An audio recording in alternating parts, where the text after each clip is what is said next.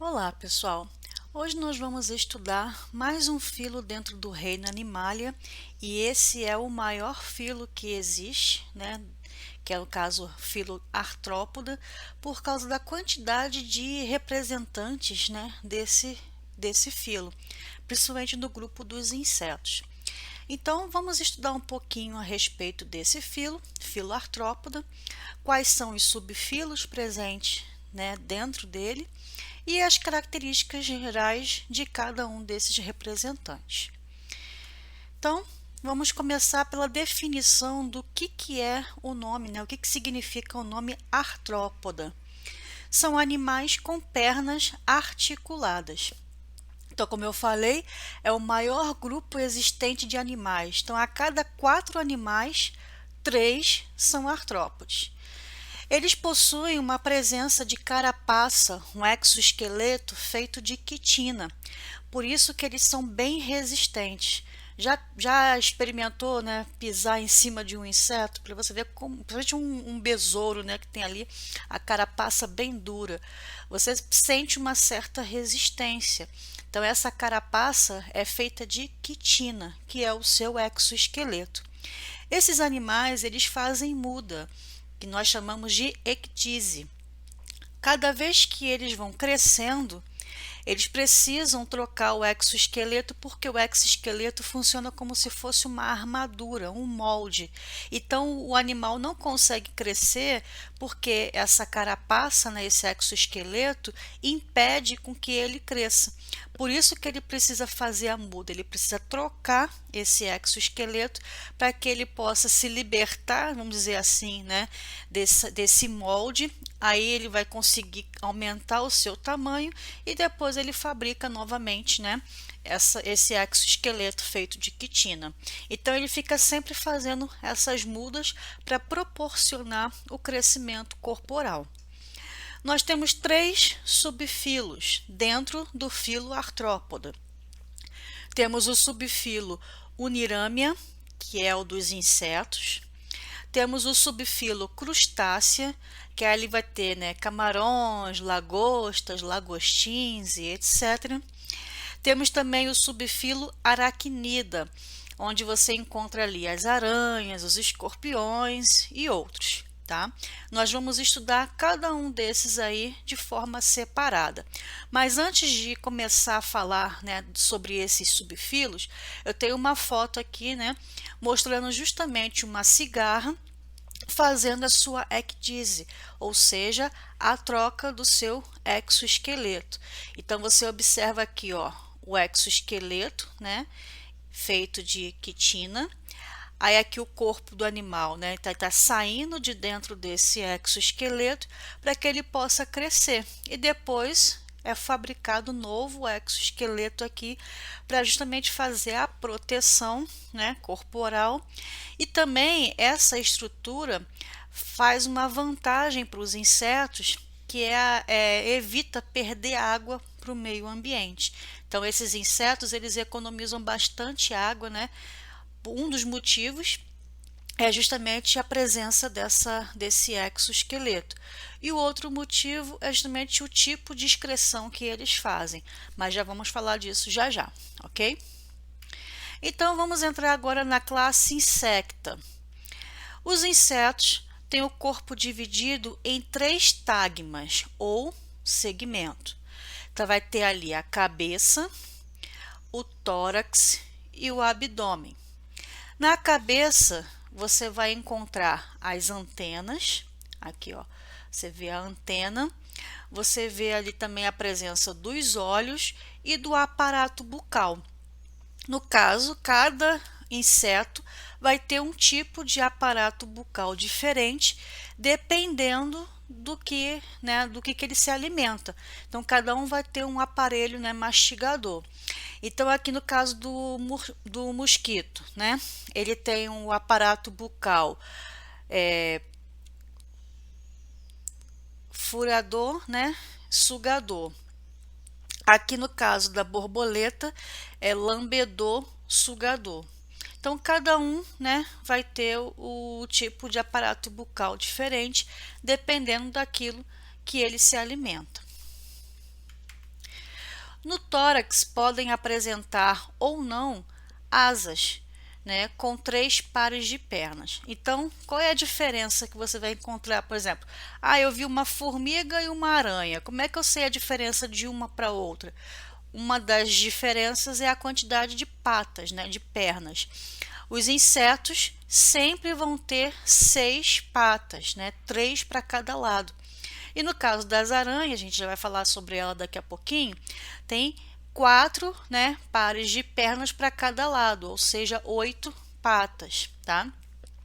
E no caso dos insetos, esses 3 pares, né, de pernas ou de patas ficam ali presas ao tórax. No abdômen é onde ficam os seus órgãos internos. Os insetos possuem sistema digestório completo, ou seja, tem boca e ânus. Sistema circulatório aberto. O sangue sai dos vasos sanguíneos, lava os tecidos e volta para os vasos sanguíneos. Por isso que é considerado aberto. O sistema respiratório é do tipo traqueal. Então, eles respiram através de traqueia. Sistema excretor, no caso, é diferenciado e especializado, que a sua excreção é feita por túbulos de Malpighi. E qual é o tipo de excreta? Ácido úrico. Ácido úrico é uma excreta que precisa de pouca água para fazer ali a diluição. Então, por isso que um dos motivos pelo qual existem bastante insetos, né, também no planeta é por eles serem, né, poupadores de água, vamos dizer assim. Por quê? Porque tem a carapaça, né, o exoesqueleto de quitina, que evita com que ele perca água para o meio ambiente. E o tipo de excreção que eles fazem, que é o ácido úrico, precisa de pouca água para fazer a sua dissolução. Ou seja, é pouco tóxico. Diferentemente da gente, que nós secretamos ureia e precisa de muita água para diluir, e a ureia é bastante tóxica. Então, o ácido úrico é pouco tóxico, por isso precisa de pouca água para diluir. Então, a excreção deles, né, que é feita de ácido úrico, vai gastar pouca água, e isso é bom porque ajuda ele a sobreviver em qualquer ambiente, seja num deserto com pouca água ou seja numa floresta. Então, independente do local onde ele esteja, ele sempre vai poupar água, e isso garante a sobrevivência.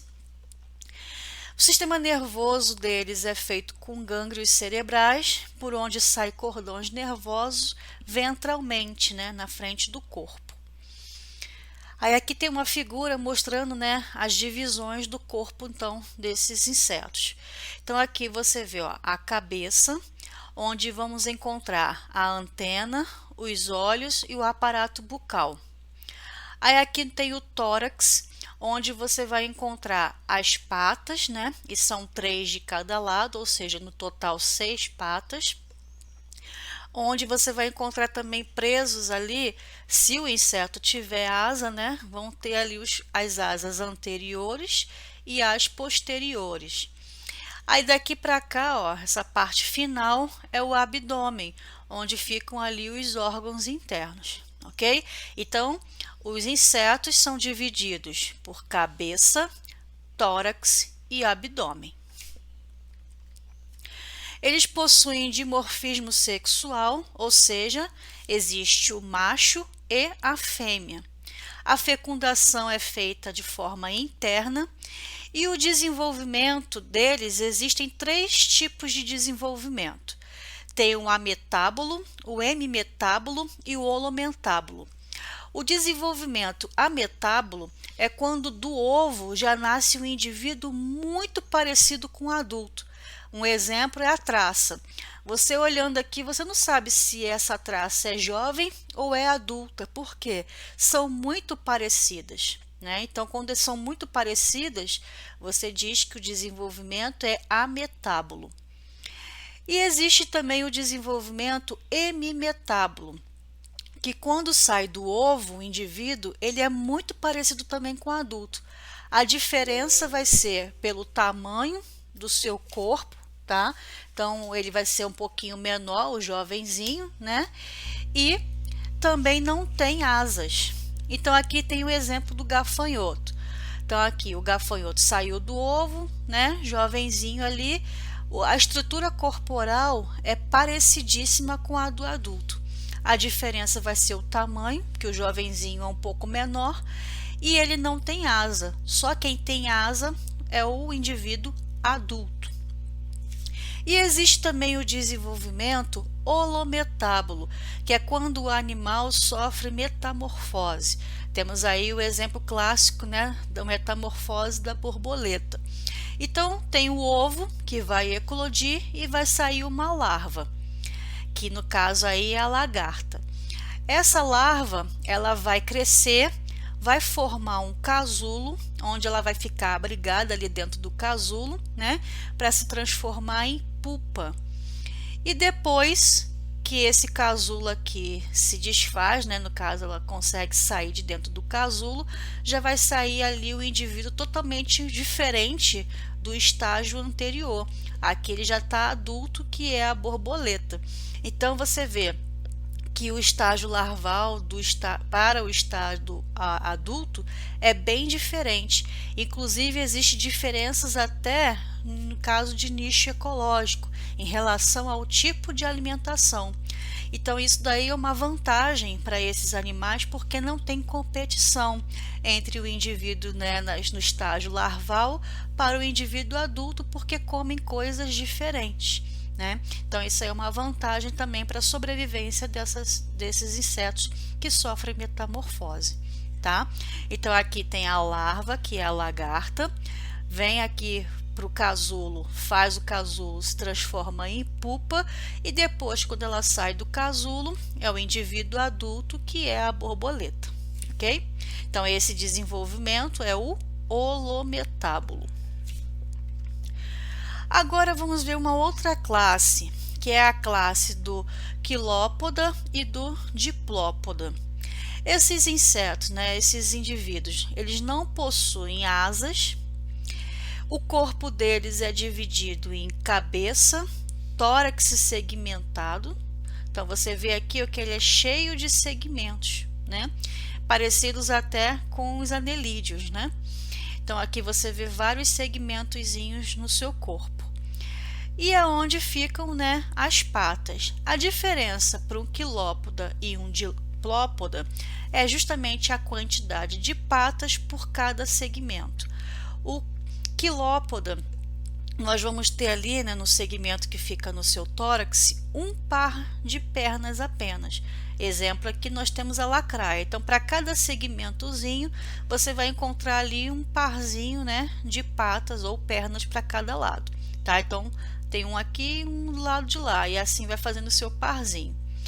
E o diplópoda, né, a diferença é que vai ter agora 2 pares de perna para cada segmento. Então, você consegue ver aqui, ó, duas perninhas de um lado e 2 perninhas lá do outro, né, para cada segmento. Um exemplo, o piolho de cobra, né, ou também tem gente que chama isso de congolo. É aquele que você encosta e ele faz tipo um caracolzinho assim, ele se enrola todo, tá? Então, a diferença é justamente essa, né, do quilópoda, que é um par de pernas por segmento, do diplópoda, que serão ali, né, 2 pares de pernas por segmento. Agora falando sobre o subfilo crustácea. Aqui a divisão do corpo desses animais é diferente dos insetos. Lembra que o corpo dos insetos eram divididos em cabeça, tórax e abdômen? Aqui a cabeça se junta com o tórax, formando uma única estrutura chamada de cefalotórax. Tá? Então, o corpo dos crustáceos é dividido em cefalotórax e abdômen. Na cabeça, nós vamos encontrar 2 pares de antenas, diferentemente dos insetos que tinha um par de antena só. Tá? Por que eu estou frisando muito essas diferenças? Porque é o que costuma ser perguntado em prova. Tá? Tem geralmente uma questão ali para você fazer uma comparação entre esses subfilos.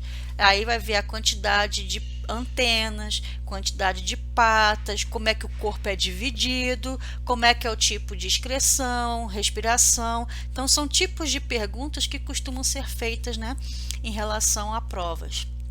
Então aqui, mais uma vez frisando, o subfilo crustácea, ele é dividido em cefalotórax e abdômen. Vão ter 2 pares de antenas na cabeça.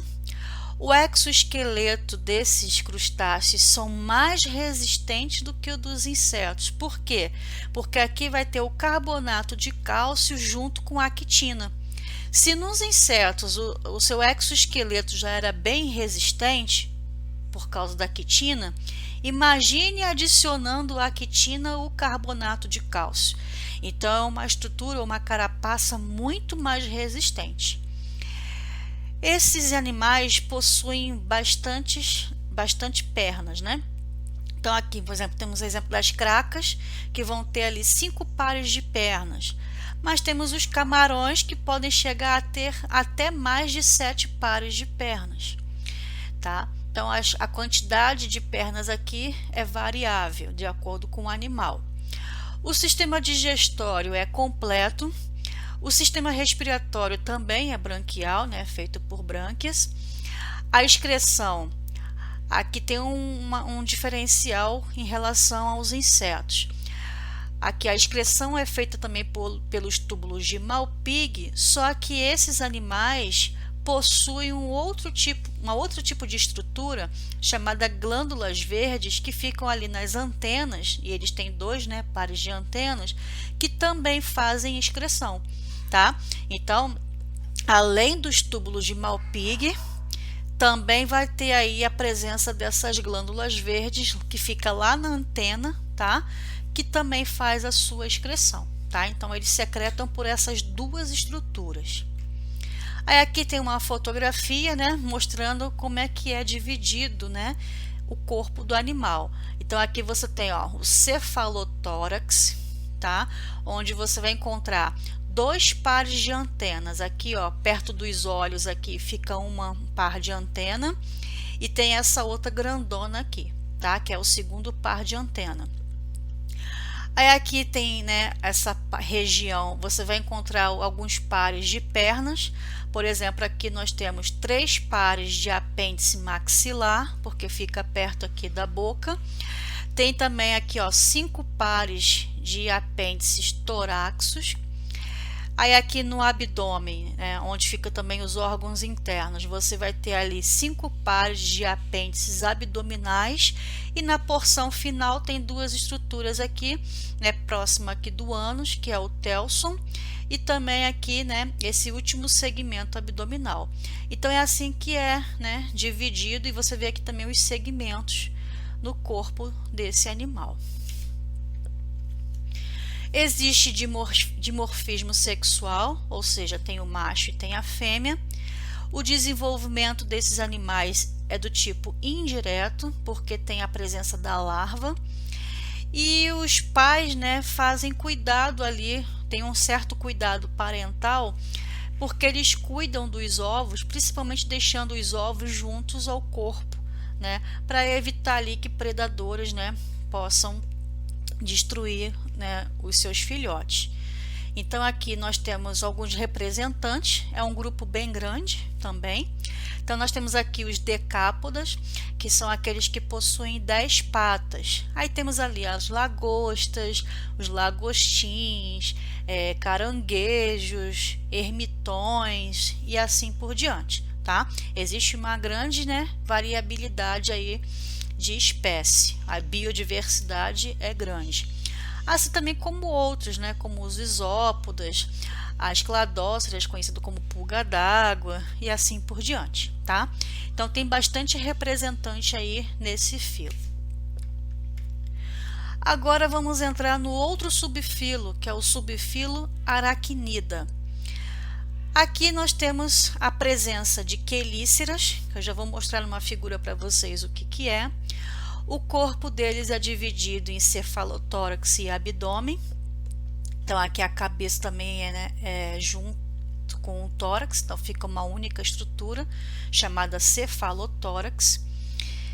Apresentam ali 4 pares de pernas saindo do tórax, então eles vão ter 8 patas. Não possuem asas, né? Você não vê nenhuma aranha voando por aí, apesar de que elas podem ficar penduradas na sua teia, mas não tem asas para voar, né? Então não possuem asas. Sistema digestório é completo. Sistema respiratório tem aí uma diferença. E lembra que todas essas diferenças e coisas diferentes e exceções é o que costuma cair em prova. Então, ó, o sistema respiratório, né, do subfilo aracnida é do tipo filotraqueal. O que é isso? Além deles terem as traqueias para fazer a respiração traqueal, também vão ter ali essas estruturas chamadas de filotraqueal, que é como se fosse uns pulmõezinhos parecido com umas laminazinhas, umas folhas, como se fosse várias folhinhas umas em cima das outras, tá? Então, essas estruturas, né, de lâminas foliares parecidas com pulmões é o sistema respiratório do subfilo aracnida, que é do tipo filotraqueal, tá? Então, também tem a traqueia junto a essas estruturas aqui, por isso que é filotraqueal. O sistema circulatório deles também é aberto, né? Então, o sangue sai dos vasos sanguíneos, lava os tecidos e depois volta. Esses animais também possuem glândulas excretoras, né? Nesse caso aqui, se chamam glândulas excretoras coxais. Por quê? Porque elas ficam presentes em que lugar? Nas pernas, tá? Então, as suas excreções são feitas pelas pernas por causa da presença dessas glândulas do tipo coxais. Possuem pedipalpos que ficam ali na cabeça. Aqui tem uma fotografia mostrando o que são esses pedipalpos. Então, você vê aqui, ó, em número de 2, né, um de cada lado. Esses pedipalpos são estruturas sensitivas. Quando a aranha está lá na sua teia, ela percebe a vibração da teia quando algum outro inseto, né, fica preso ali, por causa dessa estrutura chamada pedipalpo. Então, ela fica ali com o seu pedipalpo encostado na teia. Quando essa teia vibra, ela sente essa vibração, porque é uma estrutura bastante sensitiva, e aí ela consegue perceber se tem, né, alimento ali para ela preso na teia.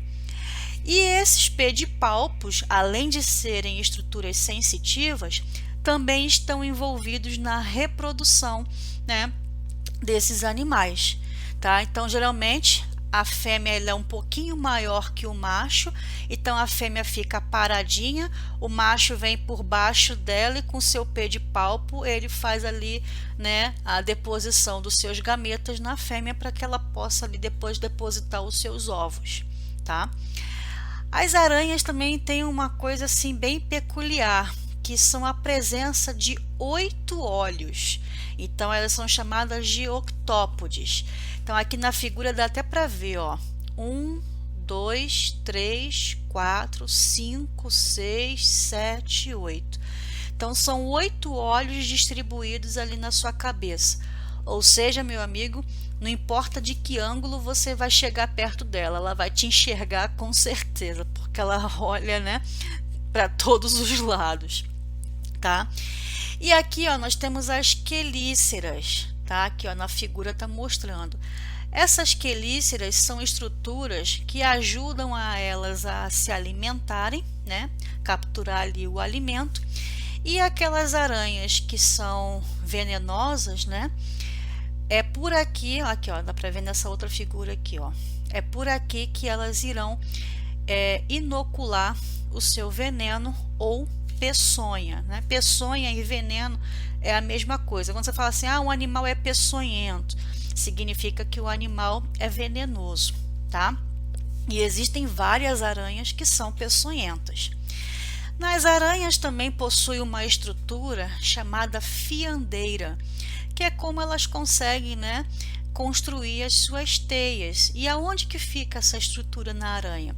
Fica aqui, ó, na porção final do seu abdômen. Então, fica lá atrás, tá? Então, a fiandeira essa estruturazinha aqui, que é por onde saem substâncias que elas vão fabricar ali a sua teia.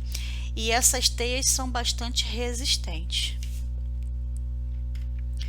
Aí temos algumas aranhas famosas aí, né? E inclusive peçonhentas. Tem a aranha armadeira, que é essa que está aí na foto, né? Por que ela tem esse nome armadeira? Porque quando ela está ali sendo ameaçada, né? Ou sente a presença de algum certo tipo de perigo, que ela tenha que se defender e atacar, o que ela faz? Ela levanta essas patas anteriores aqui, né? Ela fica assim com as patas erguidas para mostrar que ela é tipo que maior do que o tamanho dela normal, tá? Para dar aquele ar de que assim, ó, não chega perto de mim não, que eu sou grande e sou perigosa, né? E a picada dela causa muita dor. Não chega a matar, a não ser que a pessoa seja alérgica, né? O animal seja alérgico, mas não chega a matar, mas causa um estrago, viu? A dor muito grande. Tem também a aranha marrom. Aí essa daqui o estrago é um pouquinho maior, né? Porque o veneno dela é tão potente que causa necrose no tecido e pode levar à morte do indivíduo. Então você vê aqui a fotografia da aranha, né? A aranha marrom. E aqui, ó, a aranha picou a mão dessa pessoa, né? O dedo. E você vê aqui a evolução do ferimento, né? Por causa da ação do veneno. Depois, ó, 3 dias fica o local roxo, depois vai começando a inchar, né, e vermelho aqui, né, depois de 5 dias, aí depois do 6º dia em diante já começa a acontecer a necrose, então o tecido vai morrendo, né, fica totalmente necrosado, ou seja, fica com essa coloração preta, né? E a pessoa pode perder inclusive o membro, né? Ter que amputar, porque às vezes não tem como recuperar isso aqui. E se o veneno de repente espalhar numa proporção muito grande na corrente sanguínea, pode levar o indivíduo à morte. Então essas aranhas realmente são bem perigosas. Temos também a aranha viúva negra, que é essa aqui, né? Ela é bem pretinha, um preto bem vivo, bem forte, né? No Brasil, as espécies de viúva negra não têm um veneno muito potente, não. Mas algumas espécies de outros países, elas têm um veneno um pouco mais potente e que pode também levar o indivíduo à morte. Temos também a aranha caranguejeira. Essa não tem veneno, né? Não tem peçonha. Mas esses pelinhos que elas possuem, né, pode provocar alergia. Algumas pessoas, né, até criam essas aranhas como animais de estimação em casa, né, colocam elas ali dentro de um terrário e ficam com elas ali dentro de casa como se fosse um animalzinho de estimação. Elas são bem grandes, bem assustadoras. Eu saio correndo. Não gosto muito de aranhas. E esses pelinhos dela, como eu falei, né, podem provocar alergias severas. Temos também a aranha tarântula Golias, que é grandona também, bem grande. Você vê aí pelo tamanho da mão da pessoa e o tamanho da aranha, né? Você vê como é que ela é grande. Não é à toa que se chama ela de Golias, né? Por causa daquele gigante lá, né, da Bíblia, da história da Bíblia. Então é bem grande mesmo. E temos também, dentro desse grupo da aracnida, não só as aranhas, mas também temos os escorpiões. Os escorpiões também são venenosos, também possuem, né, peçonha. Então você vê aqui que o corpo deles também são segmentados, né? Aqui na frente eles possuem as quelíceras, que são essas estruturas aqui para facilitar eles a alimentação, né? E aqui na porção final tem essa estrutura aqui, ó, chamada de aguilhão, ou tem pessoas que chamam isso aqui de ferrão, mas o nome correto é aguilhão. É aqui que é fabricado o veneno e já tem essa estruturazinha aqui, né, que vai fazer a inoculação desse veneno, né, em quem ele atacar. Aqui nessa porção antes do aguilhão, essa porçãozinha aqui, no finalzinho é onde fica o ânus do animal. Então, se você cortar essa estrutura aqui fora, ó, retirar só essa parte aqui, né, que é onde é fabricado o veneno e tem aqui o aguilhão que ele vai inocular o veneno, se você tirar essa parte aqui, cortar mesmo essa parte aqui, o escorpião não vai apresentar problema nenhum, tá? O problema é quando ele, né, te dá uma ferroada, por isso que chamam às vezes de ferrão, né, e o veneno tá aqui. Existem dois tipos, basicamente, né, de escorpião, que é esse aqui, que é o escorpião amarelo, tá? O nome dele científico é esse aqui, ó, Titus stagmurus, tá? Esse aqui, o escorpião amarelo, e é o que tem aqui na nossa região, né? Região de Minas Gerais, tem muito desses escorpiões aqui, né? Então tem vários, vira e mexe, você vê aí uma notícia dizendo que uma pessoa, né, sofreu um acidente com o escorpião amarelo. Mas existe também o escorpião preto, que é esse que está aqui embaixo na figura, que é o Titus baiensis. Por incrível que pareça, né, tem muita gente que pensa que o escorpião preto ou negro ele é mais venenoso, mas não. O amarelo é mais venenoso, né, do que o preto, ok? E falando agora um pouquinho sobre as características embriológicas desse grupo, eles possuem simetria bilateral, ou seja, se você traçar um único plano de corte, você vai ter ali duas metades semelhantes. Eles são triblásticos, ou seja, possuem os três folhetos embrionários, endoderma, mesoderma e ectoderma. São animais protostômios, então as células do blastóporo formaram primeiro a boca e depois o ânus, né, na hora que estava formando ali o tubo digestório. São animais celomados e apresentam metameria e segmentação no corpo, né, que são aquelas estruturas nos seus segmentos com estruturas que se repetem, por exemplo, pares de patas, por exemplo, são estruturas que se repetem ali por segmento, ok? Então é isso aí, pessoal. Se ficou alguma dúvida em relação a esse grupo, né, o filo Arthrópoda, é só me mandar uma mensagem, tá? Leiam a apostila, façam os exercícios e até o próximo assunto, então. Tchau, tchau.